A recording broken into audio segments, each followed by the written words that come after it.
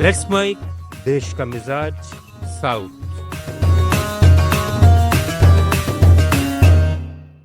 देश का मिजाज खबरें दक्षिण भारत से।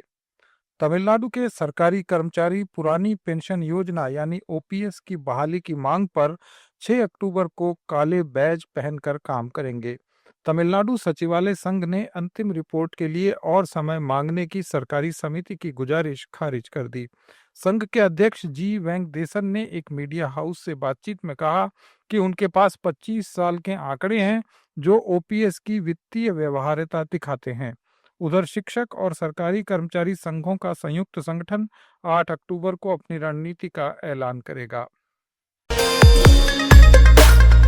कांग्रेस महासचिव जयराम रमेश ने कहा है कि कर्नाटक सरकार की 5 गारंटी योजनाओं से पिछले 2 साल में जबरदस्त बदलाव आया है। एक प्रेस रिलीज में उन्होंने एक स्वतंत्र अध्ययन का हवाला दिया और कहा कि शक्ति योजना से महिलाओं को मुफ्त बस यात्रा मिलने से 16% को नई नौकरी या बेहतर काम मिला, 80% की स्वास्थ्य सेवाओं तक पहुंच आसान हुई और 72% का आत्मविश्वास बढ़ा। उन्होंने कहा कि गृह लक्ष्मी योजना से 94% महिलाएं पोषण, स्वास्थ्य और बच्चों की पढ़ाई पर बेहतर खर्च कर रही हैं, जबकि अन्न भाग्य से 91% परिवार सब्जी और दूध जैसी अतिरिक्त चीजें खरीदने लगे हैं। गृह ज्योति से बिजली का इस्तेमाल बढ़ा है और 43% ने नए इक्विपमेंट खरीदे। वहीं युवा निधि से 42% नौजवानों को स्किल सीखने का मौका मिला।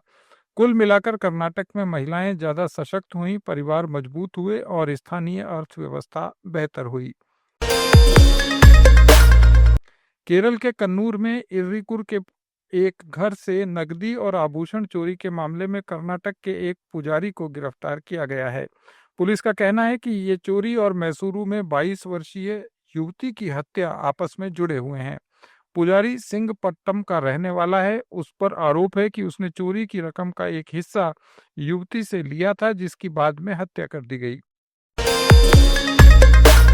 आंध्र में काकीनाडा के जनसेना पार्टी के सांसद तंगेला उदय श्रीनिवास ने केंद्रीय जनजाति कल्याण मंत्री जुवाल ओराम से काकीनाडा जिले के 59 गांवों के लिए एकीकृत जनजातीय विकास प्राधिकरण बनाने की मांग की है। ये प्राधिकरण प्रतिपाडु विधानसभा क्षेत्र के पेद्दामल्लापुरम में मुख्यालय के साथ बनाया जाएगा, जो प्रतिपाडु, राउतुला, पुडी, संकवरम, येलेश्वरम और कोटा नंदुरु मंडलों में करीब 18,500 आबादी वाले कई गांवों को कवर करेगा। ये आदिवासी गांव अपने हक के लिए संविधान की 5वीं अनुसूचित क्षेत्र घोषित करने की लड़ाई लड़ रहे हैं। तेलंगाना की जीएसटी वृद्धि सितंबर में -5% गिरकर देश में सबसे निचले स्तर पर पहुंच गई है। ये पिछले साल की तुलना में चिंताजनक है। जहां राष्ट्रीय औसत 7% की वृद्धि दर्शाता है, वहीं तेलंगाना और हिमाचल प्रदेश नकारात्मक वृद्धि वाले राज्य हैं। उधर बीआरएस नेता केटी रामाराव ने इसके लिए मुख्यमंत्री रेवंत रेड्डी पर अर्थव्यवस्था के कुप्रबंधन का आरोप लगाया।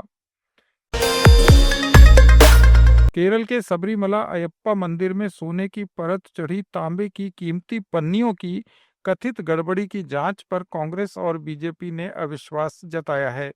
ट्रावणकोर देवस्थम बोर्ड की विजिलेंस इकाई इस मामले की जांच कर रही है, जिसमें मंदिर की नक्काशीदार पत्थरों और मूर्तियों को ढकने वाली पन्नियों की हेराफेरी का आरोप है।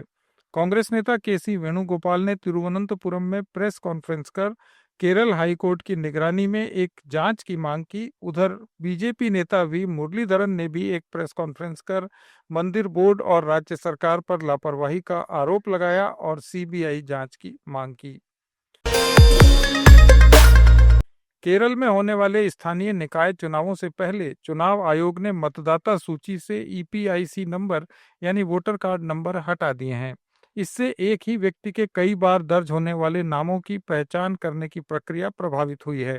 विपक्षी दलों का कहना है कि इस कदम से ट्रांसपेरेंसी पर सवाल उठ रहे हैं और फर्जी मतदान की आशंका बढ़ सकती है।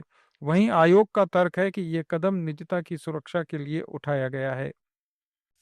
आप सुन रहे थे let's mic more than radio. Follow कीजिए हमें हमारे सोशल मीडिया प्लेटफॉर्म्स पर। It's time for news. It's time for more than